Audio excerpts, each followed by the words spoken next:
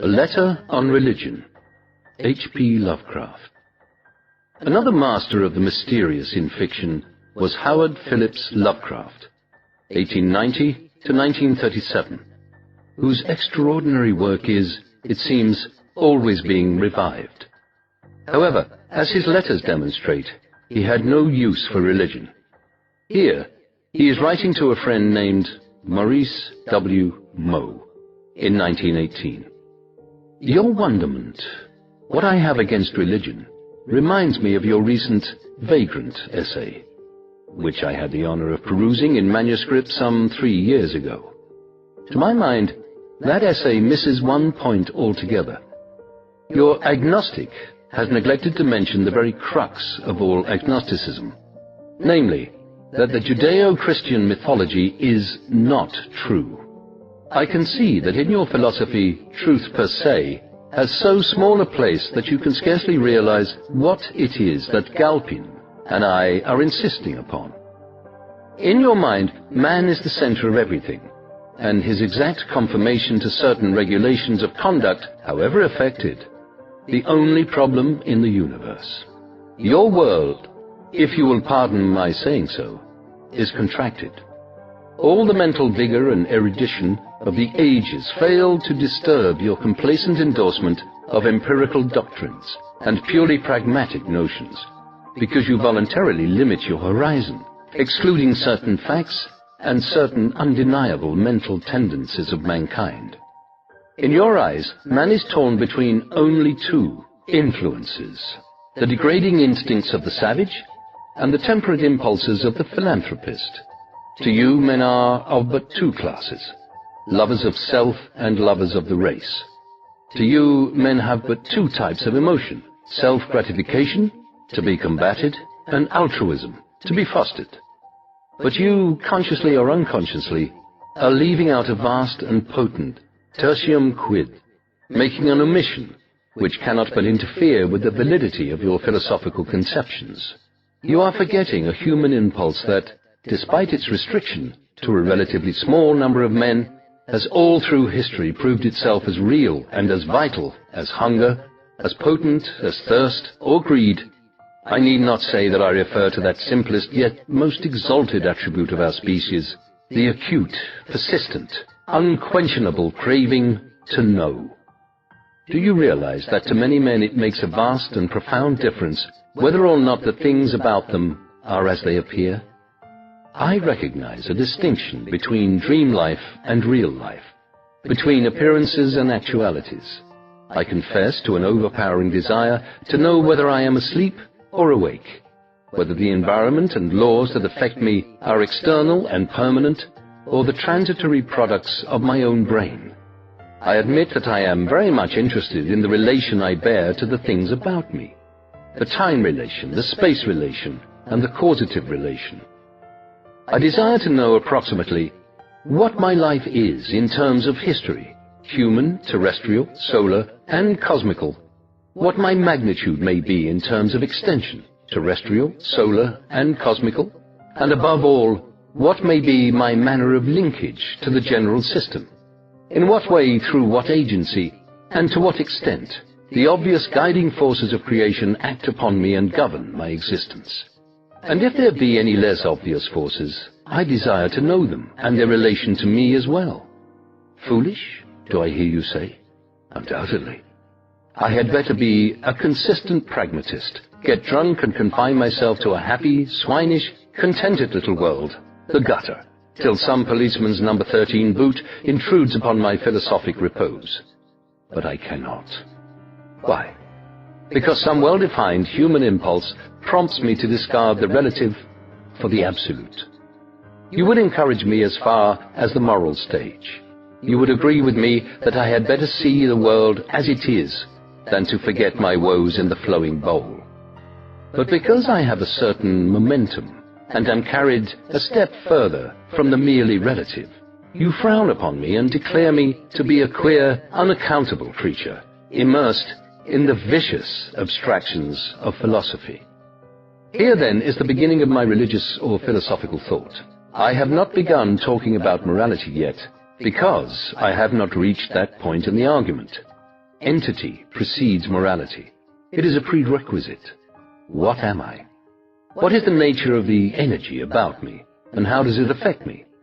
So far, I have seen nothing which could possibly give me the notion that cosmic force is the manifestation of a mind, and will, like my own, infinitely magnified, a potent and purposeful consciousness which deals individually and directly with the miserable denizens of a wretched little fly speck on the back door of a microscopic universe, and which singles this putrid excrescence out as the one spot where to send an only-begotten son, whose mission is to redeem those accursed fly-speck inhabiting lice which we call human beings.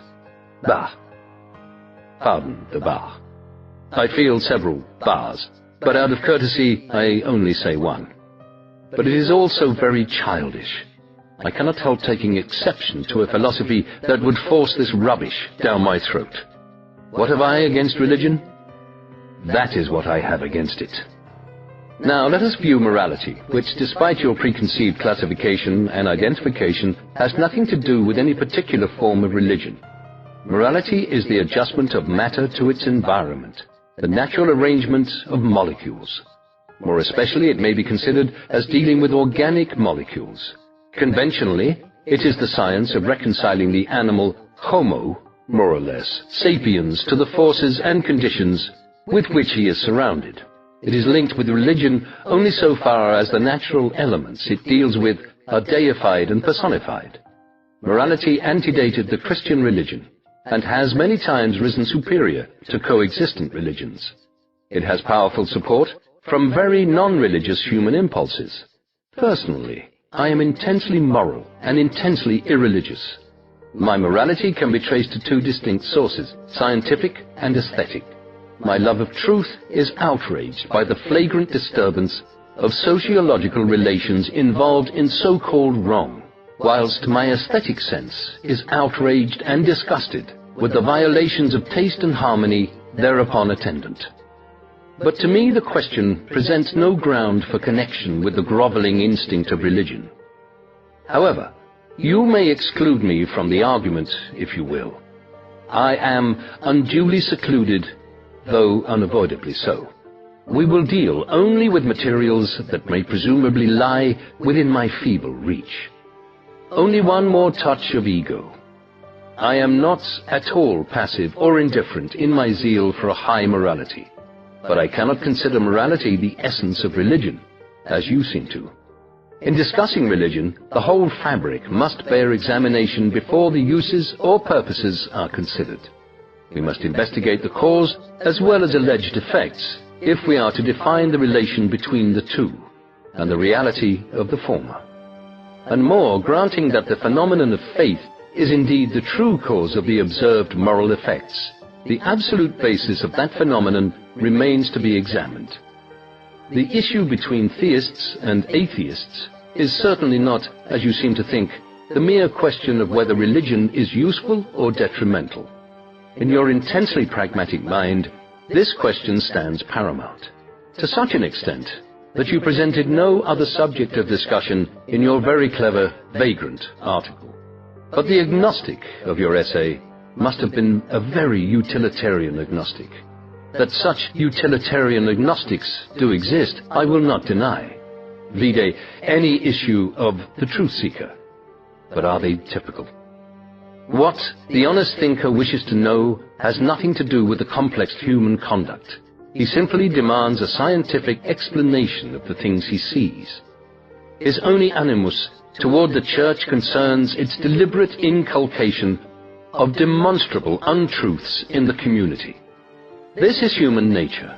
No matter how white a lie may be, no matter how much good it may do, we are always more or less disgusted by its diffusion. The honest agnostic regards the Church with respect for what it has done in the direction of virtue. He even supports it if he is magnanimous, and he certainly does nothing to impair whatever public usefulness it may possess. But in private, he would be more than a mere mortal if he were able to suppress a certain abstract resentment, or to curb the feeling of humor and so-called irreverence, which inevitably arises from the contemplation of pious fraud. howsoever high-minded and benevolent. The good effects of Christianity are neither to be denied nor lightly esteemed, though candidly I will admit that I think them overrated. For example, the insignia of the Red Cross is practically the only religious thing about it. It is purely humanitarian and philanthropic, and has received just as much of its vitality from agnostic or Jewish sources as from Christian sources. These nominally Christian societies usurp the lion's share of social service merely because they are on the ground first.